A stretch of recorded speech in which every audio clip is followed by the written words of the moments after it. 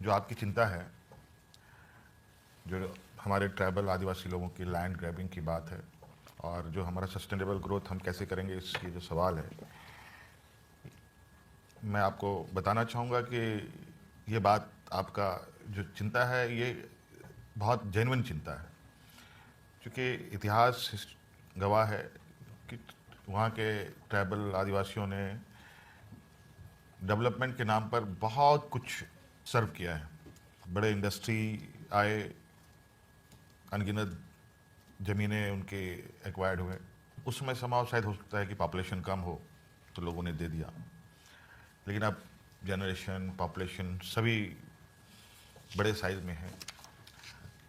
हाँ, जितना वहाँ के लोगों ने डेवलपमेंट को सपोर्ट किया, उसका कहीं ना कहीं एक बेनिफिट जो उनके पास आना चाहिए था वो नहीं आया। और ये चिंता डेफिनेटली है लोगों का। लेकिन आपको मैं ये विश्वास दिलाना चाहूँगा कि ये मेरा सेकंड टर्म में वापस सरकार हमने बनाई है। हमारे जो पॉलिटिकल सिनेरियोज हैं हमारे कंट्री में, एक विपरीत परिस्थिति में हम लोगों ने फिर से अपनी पोजीशन बनाई है।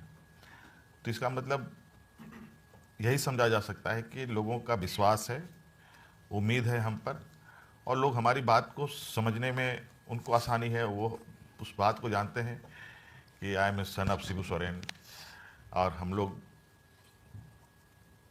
अपने ट्राइबल लोगों के साथ धोखा नहीं कर सकते। और आज जो हमारी नई पीढ़ी है, नई पीढ़ी के जो डिमांड है, हम कोई भी आज हम प्लान कर रहे हैं तो डेफिनेटली हम अपने वहाँ के जो भावनाएं हैं उसको माइंड में रखकर, वहाँ के जो डोमिनेटेड पॉपुलेशन है उनको दिमाग में रखकर अपनी चीज़ों को ड्रॉ करते हैं। और आप देखेंगे ग्लोबली झारखंड के कई लोग, अगर मैं अभी स्विट्ज़रलैंड में था, वहाँ झारखंड के कई लोग, आज यूके में हो, लंदन में हो, यहाँ पर कई झारखंड के बच्चे, नौजवान अलग अलग पूरे देश दुनिया में हैं। और थोड़ा सा जब मैं जिस जनरेशन को लीड कर रहा हूँ, एक हमारी पुरानी लेगेसी लेफ्ट हैंड है, एक नई पीढ़ी हमारे राइट हैंड में, मैं बीच में हूँ। सो मैं अपनी चीज़ों को बैलेंस करते हुए चीज़ों को आगे लेके जा रहा हूँ। और ये बात सही है, कोई भी चीज़ डेवलपमेंट की है अगर हम बात करते हैं तो हर एक चीज़ों में नेगेटिव पॉजिटिव दोनों एक साथ चलता है। उसको बैलेंस कैसे बना के रखें, यही सबसे बड़ी चुनौती है। अदरवाइज़ हर चीज़ में नेग्लिजेंसी के वजह से, चीज़ों को फॉलोअप नहीं करने की वजह से चीज़ें ख़राब होती हैं। और ऐसा नहीं है कि हमारे स्टेट में इंडस्ट्री नहीं आए।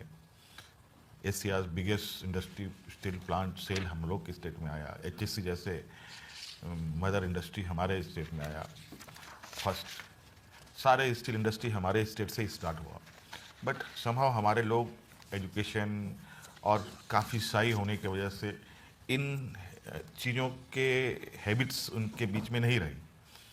अब ये धीरे धीरे धीरे धीरे इन सब चीज़ों की ओर आ रहे हैं। और आज ये डिमांड है, नई पीढ़ी को अगर हम शिक्षित कर रहे हैं तो उसे रोज़गार भी देना है। और रोज़गार भी उस तरीके से, हमारा चूँकि आप स्टेट झारखंड है तो माइंस मिनरल्स के अलावा हमारे पास एक नेचुरल ब्यूटीज़ भी हैं।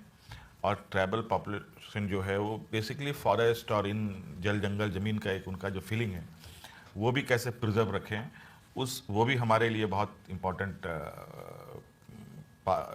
एस्पेक्ट्स है। और इसको लेकर टूरिज़्म पर भी हमारा स्ट्रांग फोकस है। हमारे बच्चे आज, जो गांव के बच्चे हैं, आज स्पोर्ट्स में काफ़ी एग्रेसिव आगे बढ़ रहे हैं। आपको बताना चाहूँगा कि हमारे खूंटी, सिमडेगा, गुमला, उस तरफ से आज वुमेन्स हॉकी टीम में लगभग 5 से 6 बच्चे हमारे झारखंड की सिर्फ लड़कियाँ, tribal, all are tribal girls. और उनके पास खाने का एक वक्त का खाना नहीं मिलता है उनको। और आज वर्ल्ड वाइड वो एक चैम्पियन बन के आ रही हैं। और हमारे नॉलेज में जैसे ही ये सारी चीज़ें आती है, जो हमारा CM आइज या CM डैशबोर्ड का जो एक्टिविटीज़ है, वो इमीडिएटली उन सब चीज़ों को टेकअप करता है और उनको और शार्प करने के लिए हम क्या कर सकते हैं उनको फुल्ली सपोर्ट भी करते हैं। वर्ल्ड इकोनॉमिक फोरम में इसी का हम एक रास्ता तलाशने आए हैं कि किसके साथ हम जाएं जो हमारे फीलिंग्स के साथ एक सस्टेनेबल ग्रोथ का एक रास्ता हमें साथ दे। क्योंकि बिजनेस इसीलिए कि कम्युनिटीज़ में बहुत सारे हम लोग का जो डाइवर्सिटी है, इंडियन डाइवर्सिटी, जो सोसाइटी का डाइवर्सिटी है, कोई लोहार है, कोई कारपेंटर है, कोई पेंटर है, कोई मैकेनिक है, कोई जेम्स ज्वेलरी में काम करता है, तो सबकी अलग अलग एक्सपर्टीज़ है, कोई फार्मर है।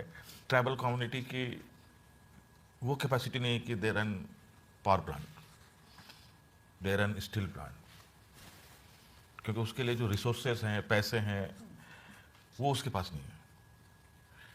तो ये एक जो एक दूसरे का जो एक पूरक हैं, एक मैन्युफैक्चरर और जो या प्रोड्यूसर कहें और जो बायर्स हैं, इन दोनों का जो एक ये है, वो एक दूसरे के पूरक हैं। ये दोनों साथ ही चलेंगे।